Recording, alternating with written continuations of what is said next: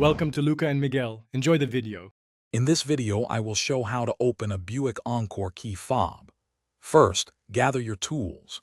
You'll need a small flathead screwdriver, preferably one with a thin blade, and a new CR2032 coin cell battery.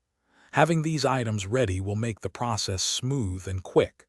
This simple task can be completed in just a few minutes, saving you a trip to the dealership. Now, let's remove the emergency key.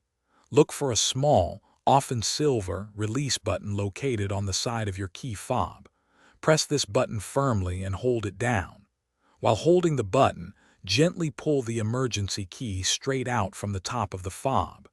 This key is essential for manual entry and also reveals the next opening point.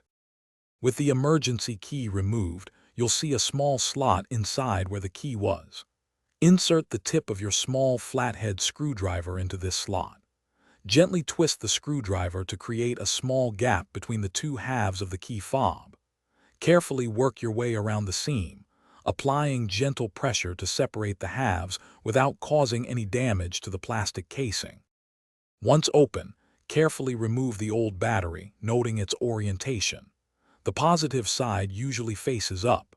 Insert your new CR2032 battery with the positive side facing the same direction.